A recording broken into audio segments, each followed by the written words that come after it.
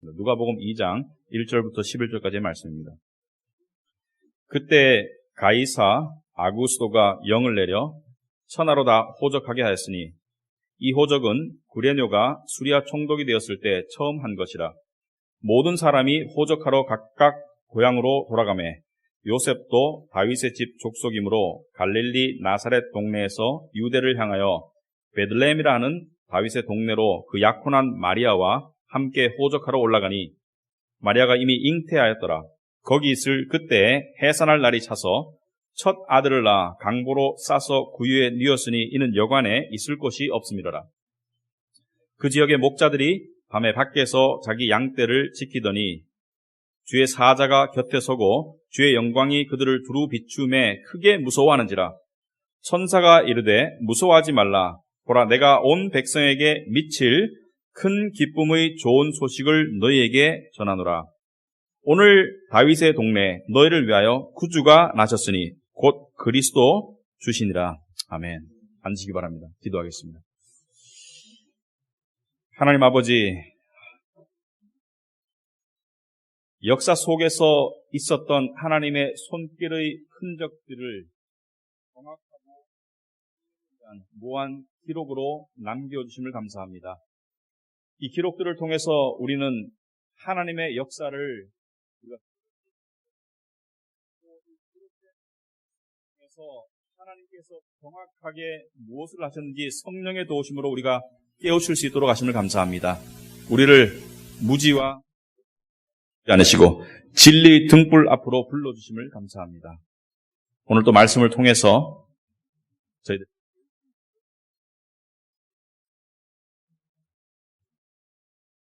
지난주 동정녀 탄생에 대해서 크리스마스 이제 1부, 2부, 오늘 2부까지인데요. 살펴보았는데 우리 교회 교인들께서 예수님의 인성과 신성에 대해서 이렇게 깨우친 것을 좋아하시고 뿌듯해하신다고 이렇게 얘기하는 걸 들었습니다.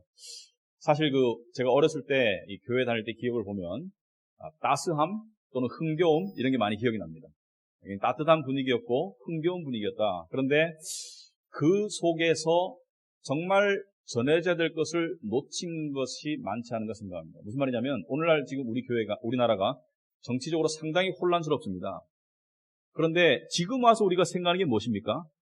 그때 그냥 알아서 하겠지, 그냥 잘 하겠지, 그냥 이 기분에 휩싸여가지고 그렇게 지나간 역사의 이 순간이 그 팩트를 체크하지 않았기 때문에 그 속에 진실을 바라보지 않았기 때문에 너무 늦게 엄청난 피해를 보고 있지 않은가 생각합니다. 물론 진실이 밝혀져야 되겠죠. 자, 오늘 우리가 예수 그리스도의 오심을 통해서 우리는 분명히 하나님의 따사로운 손길을 느낍니다. 그러나 그것보다 더 중요한 것은 what happened? 무슨 일이 있었는가? 지난주에 우리는 동정녀 탄생을 살펴보았는데 오늘은 왜 마국간에서 탄생하셨나 이걸 살펴보려고 합니다. 여러분, 마국간이 뭡니까? 마국간은 이 옛날에 여관, 오늘날 말하면 여관에 사람이 말을 타고 여행을 하다가 또는 마차를 타고 여행을 하다가 사람은 방으로 들어가고 말은 마국간에서 쉬고 또 자고 그런 곳이 마국간입니다. 그러니까 오늘날 말하면 주차장이에요. 여관의 주차장이 마국간입니다. 왜 예수님은 마국간에서 태어나셨는가? 그리고 구유는 무엇입니까? 구유는 말먹이통, 그러니까 동그랗게 돼서 길쭉한 말먹이통에서 예수님은 태어나셨다. 그런데 중요한 것은 지난주도 제가 말씀드렸지만 우리는 이렇게 특히 가톨릭 교회 가보면은 이렇게 그런 형상을 만들어놨어요. 마국간에 이 조명이 있고 따스한 모습에 이 말구유에 이렇게 뭡니까 이렇게 착 감기는 이 옷감에 누워 계신 예수님의 모습. 그러나 그것은 현실을 전혀 반영하지 못합니다. 마국간은 그런 곳이 아니죠. 이따 이야기하겠지만. 자, 그런데 지금 이 귀여워 보이는 아기만을 생각하면 우리는 핵심을 놓치는 것이죠. 왜냐하면 이 귀여워 보이는 아기가 사실은 하나님이 인간의 모습으로 오신 것입니다. 예수는 뛰어난 피조물이 아니라 단지 하나님의 아들이 아니라 삼위일체의 2위 되시는 하나님께서 인간의 모습으로 오신 것이 예수이고 예수가 하나님인 것을 깨닫는 것이 기독교 신앙의 핵심입니다. 오늘 우리 예배로의 부름에 쓴 말씀 또는 여러분 모든 설교의 말씀은 관련 말씀이 뒤에 적혀 있는데 이사야서 9장 6절에 예수가 오시기 700년 전에 예수가 오실 아들, 하나님의 아들의 신분에 대한 구체적인 설명이 분명히 나와 있습니다. 그죠? 뭐라고 나와 있습니까? 이는 한 아기가 우리에게 낳고 한 아들을 우리에게 주신 바 되었는데 그의 어깨에는 정사를 메었다. 무슨 말이냐면 그 아들을 우리에게 주셨는데 그의 어깨에는 정사라는 것은 권세를 어깨에 메었다. 권세를 다 통치하시는 분이다. 그의 이름은 기묘자라 모사라. 오늘날 쓰지 않는 한글말입니다. 영어로 Wonderful Counselor. 지혜자이고 우리 인생에 대한 모든 의문에 해답을 줄 수 있는 Wonderful Counselor. 그 다음에 전능하신 하나님, 영존하시는 아버지라 평강의 왕이라 할 것입니다. 여기 보면 이 아들의 신분에 대해서 분명히 전능하신 하나님이다. 그냥 아들이 아니라 그냥 인간의 모습을 본 것이 아니라 전능하신 하나님이다. Mighty God. 전능하신 하나님이고 영존하시는 아버지다. Everlasting Father. 영원히 계시는 하나님 아버지가 이 아들이다. 아들과 아버지는 같다. 예수님께서 이 땅에 오셔서 이걸 가르치기 위해서 제자들을 계속 가르치시다가 결국 뭐라고 말했습니까? 아버지를 봤으면 나를 보았다. 아버지와 아들은 하나이니라. 이게 기독교의 핵심입니다. 예수가 하나님이 인간에 대해서 오신 것이다. 여러분 제자들이 이것을 믿었을까요? 처음에 들었을 때 반신반의했습니다. 믿기도 곤란하고 안 믿기도 곤란하고 그런데 언제 믿게 되었는가? 예수가 부활하시고 충격받았어요. 그리고 40일 동안 가르침을 받았습니다. 그리고 예수가 승천하시고 난 다음에 제자들이 비로소 예수가 하나님인 것을 믿었기 때문에 성경 여러 곳에서는 서신들 속에서는 제자들이 쓴 여러 성경 말씀 속에서는 그냥 이렇게 넌지시 암시적이 아닌 것이 아니라 분명하고 확실하게 예수가 하나님인 것을 이야기하고 있습니다. 그 중에 한 군데가 사도 요한이 쓴 요한일서 5장 말씀을 보시면 여러분 주보에 나와 있죠. 또 아는 것은 하나님의 아들이 이르러 우리에게 지각을 주사 우리로 참된 자를 알게 하신 것과 여기서 참된 자는 하나님을 말합니다. 한 분 선하신 하나님 참된 자를 알게 하신 것과 또한 우리가 참된 자 곧 그의 아들 예수 그리스도 안에 있는 것이니 하나님도 참된 자고 예수 그리스도도 참된 자인데 그 예수 그리스도의 신분에 대해서 뭐라고 말합니까? 그는 참 하나님이시오. 영생이시라. 아멘. 예수가 하나님입니다. 더 이상 어떻게 분명하게 말하겠습니까? 예수가 하나님입니다. 그래서 이 구유에 누워 계시는 이 귀여운 아기의 모습 속에서 우리는 하나님의 형상을 볼 줄 알아야 됩니다. 하나님이 귀여워지신 거예요. 하나님이 귀여워지신 이유가 있습니다. 그걸 놓치지 말자. 하나님이 왜 귀엽게 마국간에서 태어나셔서 구유에 누워 계신가? 오늘 본문을 세 가지 제목으로 살펴보겠습니다. 첫째는 주권과 섭리의 하나님. 둘째는 겸손의 하나님. 셋째는 쉽게 다가갈 수 있는 하나님. 세 가지 제목으로 살펴보겠습니다. 주권과 섭리의 하나님, 겸손의 하나님, 쉽게 다가갈 수 있는 하나님. 자, 주권과 섭리의 하나님. 여러분, 주권과 섭리라는 단어가 굉장히 어렵게 들립니다만은 주권이라는 것은 모든 것을 절대적으로 통치하신다. 모든 것을 절대적으로 컨트롤하신다. 섭리는 모든 것을 절대적으로 통치하시고 계획하신 하나님이 그것을 어떻게 이루어 가시는가가 섭리입니다. 그러므로 모든 계획을 가지고 계신 것이 절대 주권이고 그 계획을 이루어 가신 것이 하나님의 섭리다. 단순하게 말하자면 하나님은 모든 것에 대한 계획을 가지고 계셨다. 그리고 어떤 일도 하나님의 통제 밖에서는 일어나지 않는다. 하나님의 간섭하심과 계획하심 속에서 모든 것들이 일어난다. 모든 사건과 모든 일들이 일어나고 있다. 우리가 이것을 다 깨우치지 못하지만 하나님의 무한한 섭리 속에서 우리가 지금 여기 모여있는 이 순간까지도 하나님의 계획과 섭리 가운데 있다. 그래서 예수 그리스도의 탄생도 마찬가지로 철저하게 하나님의 주권적인 섭리와 계획 속에서 이루어진 일이고 구약의 수많은 예언들, 구약의 예수 그리스도의 탄생에 관한 수많은 예언들은 하나님의 과학이다. 여러분, 과학적으로 동정녀 탄생이 말이 됩니까? 말이 안 되지 않습니까? 하나님의 과학이다. 그리고 하나님의 신비로운 논리이다. 이 속에는 하나님의 신비로운 논리가 담겨있다. 어떤 논리가 담겨있냐? 자, 1절부터 출발해 보겠습니다. 1절에 보시면 그때 가이사 아구스도가 영을 내려 천하로 다 호적하라 하였으니, 자, 1절 한 절이지만 많은 내용이 담겨있어요. 함축적으로 담겨있는데, 자, 가이사는 로마의 시저, 그러니까 로마의 황제죠. 아구스터스는 역사적으로 로마 제국의 가장 최초의 황제입니다. 시저. 근데 그때라고 했어요. In those days. 그때, 이때가 언제죠? 예수가 태어난 그때를 말하는 것이죠. 이때가 언제냐, 정확하게. 여러분, 많은 사람들이 예수는 AD 1년에 태어나셨다라고 생각합니다. 왜? BC가 before Christ. 예수 이전을 말하기 때문에 예수는 서기 1년에 태어나셨다고 생각하지만 예수는 서기 1년에 태어나지 않았습니다. 왜냐하면 예수를 죽이라고 명령했던 헤롯 왕이 BC 4년에 죽습니다.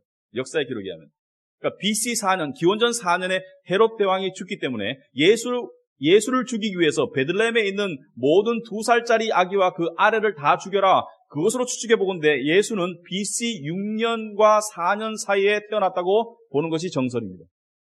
오히려 BC 6년에 가깝다. 왜? 계산해서 2살짜리를 죽이라고 했으니까 BC 6년에 예수님은 태어났다. 그러니까 여기서 말하는 그때라는 것은 BC 6년과 4년, BC 6년에 가까운 때를 이야기한다. 자, 이때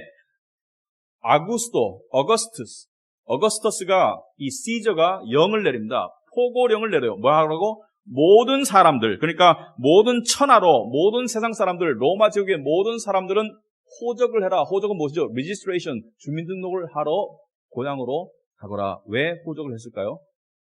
세금을 걷기 위해서 했습니다. 호적의 가장 중요한 목적은 10여 년마다 호적을 했는데 세금을 걷기 위하고 또 징병을 하기 위해서, 그러니까 군대를 모집하기 위해서 했는 그런 중대한 제국의 행사이다. 그런데 왜 하필 하나님의 주권과 섭리적인 관점에서 볼 때 왜 하필 이때 로마 제국이 호적을 했는가?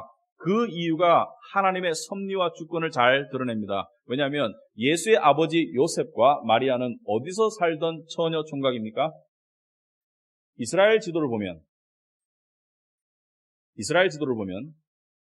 수도인 예루살렘은 남쪽에 있어요. 그리고 예수님이 주로 활동하셨던 갈릴리 호숫가 아시죠? 갈릴리 호숫가는 북쪽에 있습니다. 남쪽 예루살렘에서 북쪽 갈릴리로 가다 보면 사마리아를 거치게 되어 있습니다. 그런데 이 나사렛이라는 동네가 갈릴리에 있는 하나의 작은 동네인데 예수의 부모는 나사렛에서 살던 사람들입니다. 예수는 자기의 어린 시절과 공생애를 하기 전에 모든 시절을 나사렛에서 보냈고, 그리고 나사렛을 본거지로 사역을 하시면서 예루살렘을 왔다 갔다 하셨어요. 그런데 베들레헴은 어디 있습니까? 베들레헴은 예루살렘에서 얼마 떨어지지 않은 작은 동네입니다.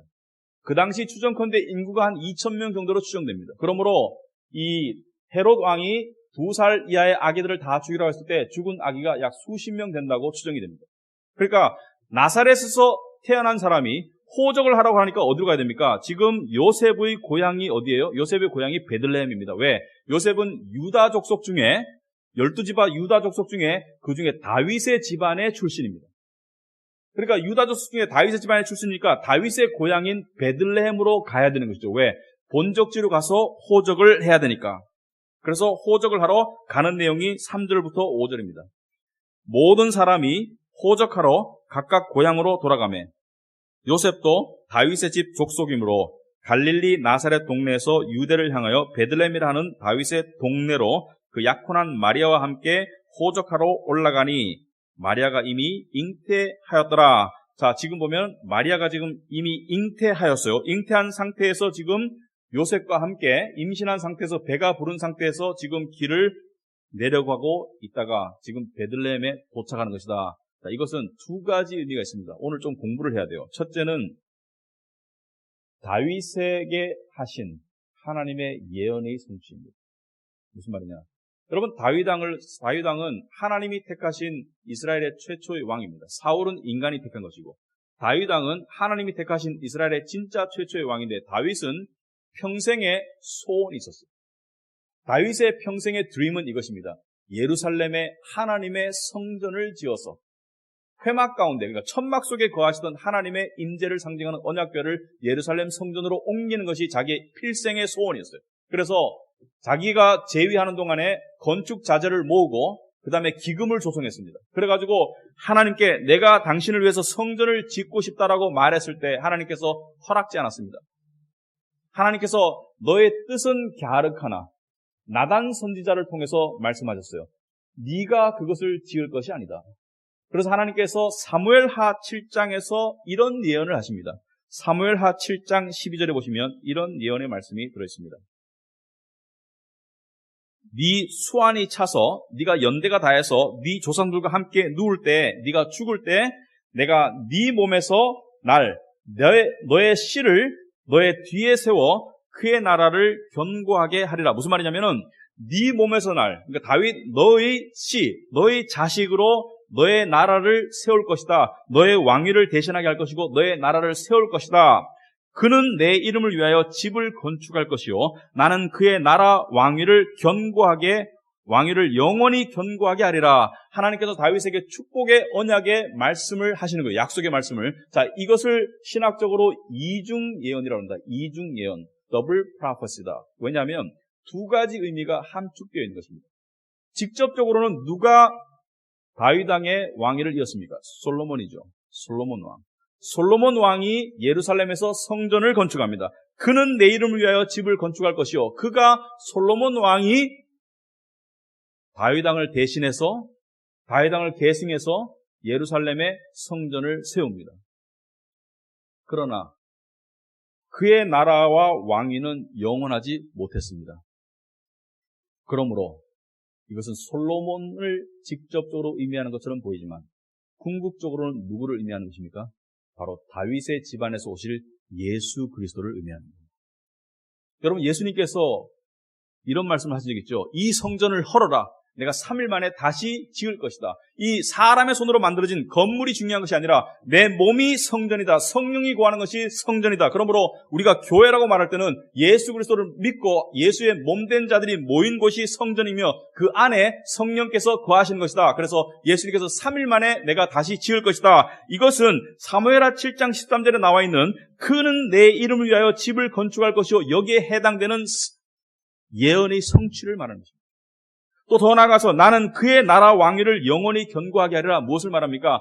하나님 나라의 왕권을 영원히 견고하게 하리라. 예수가 누구죠? 하나님의 택함 받은 왕입니다. 그리스도는 무슨 뜻입니까? 그리스도는 하나님의 택함 받은 자, 하나님의 기름 부은 자, 하나님의 택함 받은 왕입니다. 그러므로 그리스도가 하나님 나라의 왕이다. 그래서 예수님께서 이 땅에 오실 때 가장 처음 하신 말씀이 회개하라. 천국이 하나님 나라가 가까이 왔다. 하나님 나라의 왕이 오시고 백성들을 모으고 있다. 지금은 눈에 보이지 않는 하나님 나라지만 마지막 천국에서 이 눈에 보이지 않는 하나님 나라가 현실이 될 것이다. 가시적인 현실이 될 것이다. 그래서 그의 왕위를 영원히 견고하게 하리라. 이것은 누구에게 해당되는 말이냐? 바로 다윗의 궁극적인 아들인 예수를 말하는 것이다.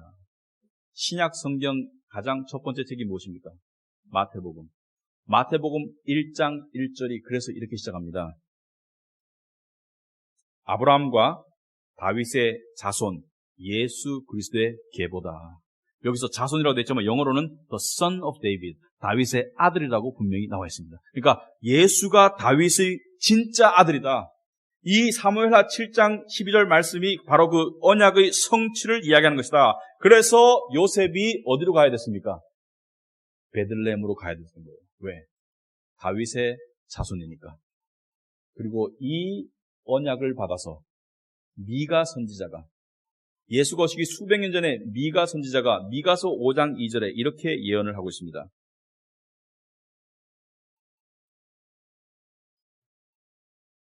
여러분 주보에 보시면 베들레헴 에브라다야 너는 유다 족속 중에 작을지라도 이스라엘을 다스릴 자가 내게서 내게로 나올 것이라. 그의 근본은 상고의 영혼에 있느니라. 그의 근본이 영원하다는 것은 무엇을 말하죠? 바로 이분이 하나님이다. 이스라엘을 다스릴 자, 아들, 그 예수 그리스도가 어디서 나온다고요? 베들레헴에서 나올 것이다. 베들레헴은 작은 동네일지라도. 그래서 구약을 공부했던 수많은 성경학자들은, 신실한 유대인들은 메시아가 베들레헴에서 올 것을 알고 있었습니다. 왜 몰랐겠습니까? 그런데 하나 오해가 있었습니다. 예수님이 나사렛 예수, 출신 지역이 나사렛이라고 했기 때문에 나사렛에서 태어났다고 착각했는 거예요. 사실은 베들레헴에서 태어나고 나사렛에서 대부분의 삶을 살았는데, 그래서 예수님께서 제자들을 불렀을 때 빌립을 불렀습니다. 빌립이 자기 친구 나다니엘에게 가서 이야기합니다. 모세가 성경에 예언하였던 하나님의 선지자, 그 메시아가 오셨는데 그분이 바로 나사렛 예수다. 나사렛에서 나신 예수다. 그러니까 나다니엘이 대번 하는 말이 무엇입니까? 나다니엘은 경건한 이스라엘 사람이죠. 나사렛에서 어떤 선한 것이 날 수 있느냐. 성경의 기록에 나사렛이라는 이름이 없는데 나사렛에서 그런 대단한 인물이 나올 수 있느냐? 성경의 예언에 따르면 베들레헴인데 베들레헴에서 태어났다는 것을 몰랐던 거예요. 소위 말하면 오늘날 말하면 나사렛은 듣보잡입니다. 듣보잡. 듣기도 못하고 보지도 못한 그런 이상한 동네다. 그러나 예수는 베들레헴에서 태어나셨어야 합니다. 왜? 하나님의 섭리의 계획이 주권적인 계획이 그랬기 때문에. 그래서 하나님께서 이 시저 어거스터스의 칙령을 통해서 이들이 베들레헴으로 갈 수밖에 없도록 만드신 거예요. 왜? 그 예언을 성취하시기 위해서. 여러분, 하나님의 주권적인 섭리를 믿습니까? 여러분은 하나님의 주권적인 섭리를 믿습니까? 왜냐하면 하나님의 주권적인 섭리를 안다는 것은 믿는다는 것을 말합니다. 단지 요셉과 마리아뿐만이 아닙니다. 하나님을 사랑하도록 부름받은 모든 하나님의 자녀에게는 하나님을 안 믿는 자도 포함해서 모든 인류에게는 하나님의 주권적인 섭리가 있습니다. 무슨 말이냐면 여러분의 인생은 하나님에 의해서 인도되어져 가고 있습니다. 그 속에서 여러분이 선택하고 결정할 때도 있어요. 선택하고 결정은 기도 열심히 하고 마음에 주어지는 대로 마음껏 하세요. 편안하게 하세요. 하나님이 다 인도하실 것입니다. 여러분, 진정한 믿음은요, 내가 이걸 선택하면 더 나을까, 내가 저걸 선택하면 더 나을까가 문제가 아닙니다. 진정한 믿음은 이것입니다. 나는 나에게 주어진 지혜와 하나님께 기도하고 나에게 주어진 확신을 가지고 나는 내 길을 선택하지만 궁극적인 선택은 다 이루어진 것이라고 믿는 것이 진정한 믿음입니다. 이게 쉬운가? 쉽지 않습니다. 중간에 어려운 일이 있을 때, 중간에 이해할 수 없는 일이 일어날 때 우리는 계속 의심하거나 불평합니다. 여러분, 요셉과 마리아, 10대 후반으로 추정되는 요셉과 마리아, 지금으로 보면 고등학생이죠. 고등학생 부부인 거예요. 옛날엔 그때 결혼했으니까. 그 사람들이 지금 나사렛에서 지금 베들레헴으로 내려가는 거 쉬운 거 아닙니다. 왜냐하면 가난하기 때문에 여비가 없어요. 마차 타고 가는 게 아닙니다. 걸어서 가는 거예요. 그리고 마리아는 지금 만삭입니다. 임신해가지고 지금 배가 불러있는 상태예요. 그래서 그 먼 길을 걸어왔는데 지금 산통이 시작된 것입니다. 산통이 시작되어가지고 지금 여관에 방을 잡으러 가니까 방이 없어요. 여러분, 방이 없어서 없는 게 아닙니다. 그때나 지금이나 돈과 권력이 있으면 방 잡을 수 있어요. 돈이 없으니까 방이 없는 거예요. 자기 예산에 맞추다 보니까 방이 없는 겁니다. 그래서 마구간에 들어가서 아기를 낳았어요. 여러분, 마구간에서, 여자분들, 마구간에서 아기 낳는 상상해 봤습니까? 마구간이 어떤 곳입니까? 우리가 모형으로 만들었을 때는 되게 아늑할 것 같죠? 마구간은 말들이 쉬고 잠자고 똥 싸는 곳이 마구간입니다. 마구간에 가봤어요? 저 가봤어요. 냄새가 장난이 아닙니다. 엄청난 냄새가 나고요. 그리고 이 아이에게 병균이 옮을까 염려스러운 곳이 마구간이에요. 말구유는 어떤 곳입니까? 말구유는 말이 먹던 짚과 말 입에서 나온 침이 섞여 있는 찌꺼기에 있는 곳이 말구유예요. 냄새가 장난이 아닙니다. 비주얼하게도 정말 장난이 아니에요. 그게 말구유입니다. 거기서 애를 낳았어요. 거기서 애를. 불평할 수 있습니다. 의심할 수 있어요. 내가 성령으로 잉태됐는데 이 대접밖에 못 받아? 성령으로 잉태됐는데 이게 나한테 대한 합당한 대접이야? 내가 지금 예수를 낳을 몸인데 이게 나한테 합당한 대접이야? 이렇게 불평하고 의심할 수 있었는데 이들은 그렇게 하지 않았어요. 이들은 그렇게 하지 않고 하나님의 섭리가 인도하는 길을 묵묵히 믿음으로 따라갔습니다. 왜 그렇습니까? 이들은 현실에 의해서 지배당하는 영들이 아니었습니다. 이들은 현실의 조건이나 현실의 열악함, 현실의 힘듦, 현실의 부당함에 지배당하는 영들이 아니었습니다. 이들은 뭐예요?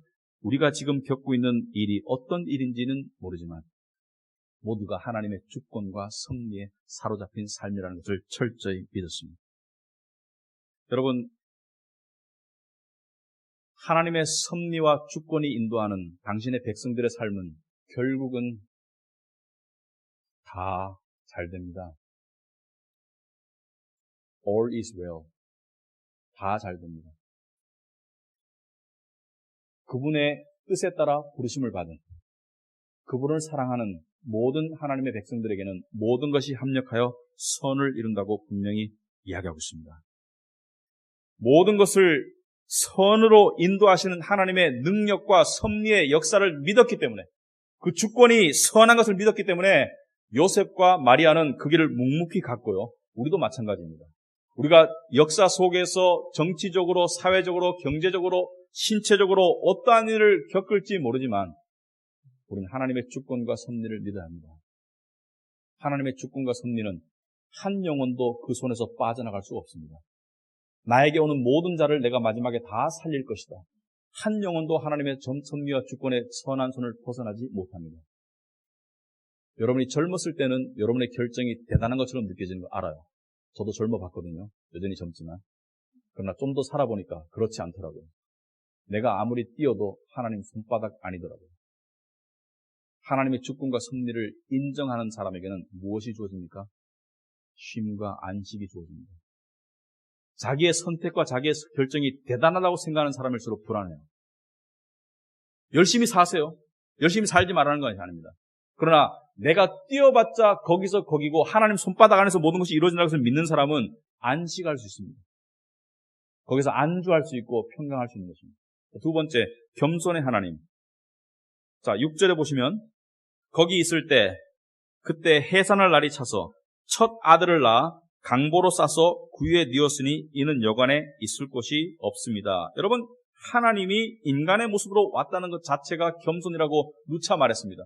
존귀하신 창조주신 하나님께서 하나님과 동등함을 취하지 아니하시고 종의 모습을 빌려서 인간의 모습으로 오셨다. 빌립보서 2장이 분명히 이야기했습니다. 인간의 모습으로 온 자체가 하나님께는 굉장한 있을 수 없는 겸손입니다. 낮추심이죠. 하나님께서 스스로를 낮추셨다는 거예요.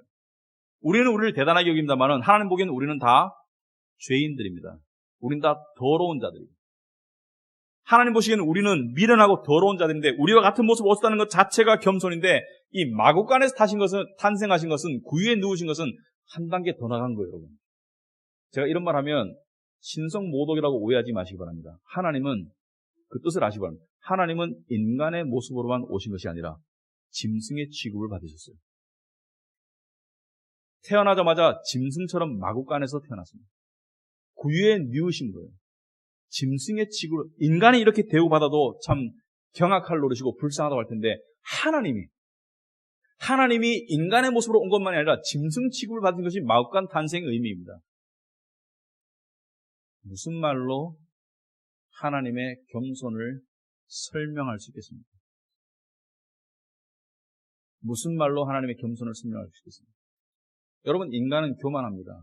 교만하지 않다고 생각하는 사람이 제일 교만한 거예요. 인간은 본성이 교만입니다. C.S. 루이스가 말했거든요. 자기가 교만하지 않다고 생각하는 사람보다 더 교만한 사람은 없다. 인간은 교만하다. 그런데 인간이 겸손해질 수 있는 유일한 길은 하나밖에 없어요. 바로 하나님의 위대하심을 바라보고 나의 작음을 깨닫고 하나님의 겸손을 바라보고 나의 교만의 덧없음을 깨닫는 것. 그게 인간이 겸손할 수 있는 지름길입니다.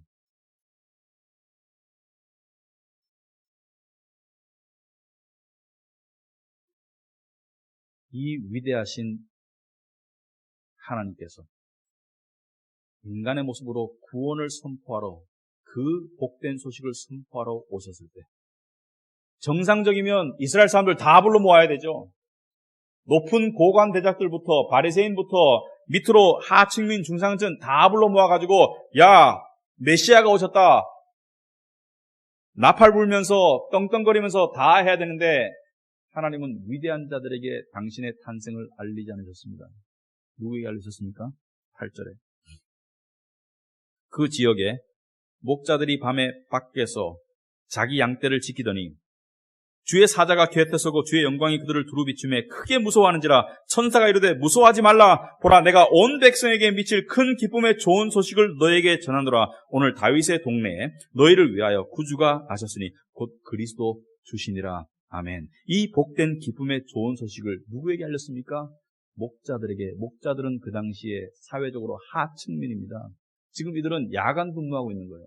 야간에 짐승들을 보살피면서 잠 안 자고 보살피고 있는 이 목자들에게 못 배우고 가진 것 없는 목자들에게 이 기쁨의 좋은 소식을 천사들이 가장 먼저 알렸습니다. 하나님의 겸손이죠.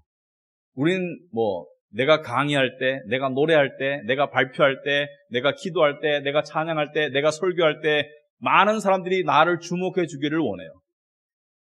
그러나 그 모든 주목을 받기에 합당하신 하나님은 소수의 가지지 못한 자들을 당신의 오디언스로, 청중으로 부르신 것입니다. 그런데 왜 하나님은 겸손이 어울리지 않는 분이죠? 하나님께는 겸손이라는 단어가 어울리지 않습니다. 왜냐하면 영광과 존귀의 하나님이기 때문에. 겸손하신 이유가 없어요. 근데 왜 하나님께서 이렇게 스스로 겸손하게 낮추셨을까? 왜 그랬을까? 여러분, 하나님께서 겸손으로 다 자신을 낮춘 이유는 자신이 겸손해서 우리에게 더 큰 존경을 받으려고 낮춘 게 아닙니다. 세상 사람들의 겸손은 그게 동기예요. 정치인들이 왜 겸손한 척합니까? 그래서 더 존경받으려고. 그러니까 겸손을 존경과 관심의 수단으로 활용하지 진짜 겸손은요. 사랑과 연결됩니다. 자기의 유익을 구하는 게 아닙니다. 진짜 겸손은 자기의 유익을 구한 것이 아닙니다. 하나님은 당신의 유익을 위해서 겸손하신 것이 아니에요. 왜 겸손하셨나? 왜냐하면 당신의 사랑하시는 백성들이 당신에게 쉽게 다가오도록 만들어주신 거예요. 하나님이 본래의 모습으로 나타나시면 다가갈 수가 없습니다, 여러분. 그 거룩하심 앞으로 죄인의 모습이 다가갈 수가 없습니다. 여러분, 하나님께서 이스라엘 백성에게 당신의 모습으로 나타나신 적이 있어요. 시내산에서. 십계명을 받는 시내산에서 하나님께서 직접 나타나지도 않으시고 하나님의 임재만 보여주셨습니다. 어떻게 나팔 소리와 번개와 우레로 하나님의 임재를 보여주셨을 때 출애굽기 20장 기록에 보시면 18절에 뭇 백성이 이스라엘 사람이 우레와 번개와 나팔 소리와 산의 연기를 본지라 하나님의 임재가 임했어요. 그들이 볼 때 어떻게 했다고요? 떨었어요. trembling. 떨며 멀리 서서 가까이 가지를 못합니다. 하나님의 임재는 멀리 서서 모세에게 이르되 당신이 우리에게 말씀하소서 우리가 들으리이다. 하나님이 우리에게 말씀하시지 말게 하소서 우리가 죽을까나이다. 하나님의 임재가 정말 있는 그대로 보여지면 인간은 두렵고 죽을 것 같아요. 가까이 갈 수가 없습니다. 마치 뜨거운 불이 활활 타는데 가까이 다가가지 못하는 거예요. 뜨거워서. 그 거룩하심 앞에 내 죄가 드러나기 때문에. 그러니까 예수를 가장 처음 알아봤을 때 베드로가 뭐라고 말했습니까? 베드로가 예수를 알아봤을 때 주여 나를 떠나소서 나는 죄인으로서이다. 가까이 갈 수가 없는 거예요. 그래서 하나님이 인간의 모습으로 변장해서 오신 겁니다. 아기의 모습. 목수의 아들로 태어났습니다. 왕족의 아들이 아니라 가난한 집의 목수의 아들로 태어났습니다. 마국간에서 태어나신 거예요. 왕궁의 궁정이 아니라 마국간에서 구유에 뉘었습니다. 아기 침대가 아니라. 그리고 여러분, 예수님은 못생겼어요. 영화를 보고 속지 마세요. 성경 말씀을 믿어야 됩니다. 이사야서 53장 2절에 이사야는 이렇게 말했습니다. 그는 메시아는 주 앞에서 자라나기를 연한 순 같고, 그러니까 말하자면 아놀드 슈왈츠네거의 바디가 아니라는 거예요. 마른 땅에서 나온 뿌리 같다. 마른 땅에서 뿌리를 뽑았을 때 그 뿌리가 얼마나 형편없습니까? 마른 땅에서 자라지 못한 고운 모양도 없고 풍채도 없습니다. 고운 모양과 풍채가 없다는 거예요. 잘생기지도 않고 소위 말해서 식스팩도 없고 남자처럼 근육질이 아니라는 것이죠. 그리고 왜? 많이 못 드셨잖아요. 금식기도 하셨잖아요. 우리가 보기에 흠모할 만한 아름다운 것이 없도다. 예수님은 잘생긴 분이 아닙니다. 아름다운 모습이 아닙니다. 풍채가 있는 분이 아닙니다. 예수님은 못생겼었어요. 왜 그렇게 오셨을까? 가진 모습, 능력 있는 모습, 높은 모습, 잘난 모습은 사람들이 부러워하기도 하지만 가까이 다가가기를 부담스러워합니다. 예수님은 뭐예요? 가진 자든 못 가진 자든, 잘난 자든 못난 자든 다 다가오라는 거예요. 세상은 말합니다. 90점 이상만 들어와. 예수님이 이렇게 말씀하십니다. 빵점 위는 다 들어와. 아니, 빵점 밑으로도 들어와. 우린 빵점도 안 됩니다. 하나님 보시고. 마이너스 무한대. 근데 오라는 거예요. 그리고 거부하지 않으세요. 그분께 믿음으로 다가오는 모든 자들을 다 받아주십니다. 국적과 성별과 모든 것을 불문하고 다 받아주시는 것이 예수님입니다. 여러분, 예수님이 이 땅에 왜 그렇게 비참한 모습으로 오셨을까? 왜냐하면 우리가 다 다가가서 원래 비참한 우리가 주님의 영광스러움에 이르도록 하시기 위함입니다. 예수님이 우리처럼 되신 것은 우리가 그분처럼 되실 수 있는 길을 열어주신 거예요. 영생과 영광의 존재들이 될 수 있는 천국 백성이 될 수 있는 길을 열어주신 것입니다. 예수님의 이 땅에 오심은 하나님께서 스스로를, 당신의 아들을 또는 스스로를 이 땅으로, 이 차갑고 망가지고 더러운 땅으로 스스로를 추방하신 거예요. 그게 추방한 겁니다. 하늘의 영광 밖으로 추방하신 거예요, 스스로를. 그래서 이 추하고 망가지고 차가운 땅에 살고 있는 우리가 천국으로 귀향할 수 있는 길을 열어준 것이 크리스마스입니다. 그러므로 크리스마스는 예수님이 태어나신 날이 맞습니다. 하나님이 인간의 모습으로 태어난 날이 맞습니다. 또한 동시에 우리가 하나님의 자녀로 거듭날 수 있는 소망의 날인 것입니다. 아멘. 그분 하나님께 우리 이번에는 다 같이 일어서서 찬양대 앞으로 나와주시고요. 여러분 9페이지 찬송으로 믿음과 마음을 담아서 하나님께 영광 돌리기를 원합니다.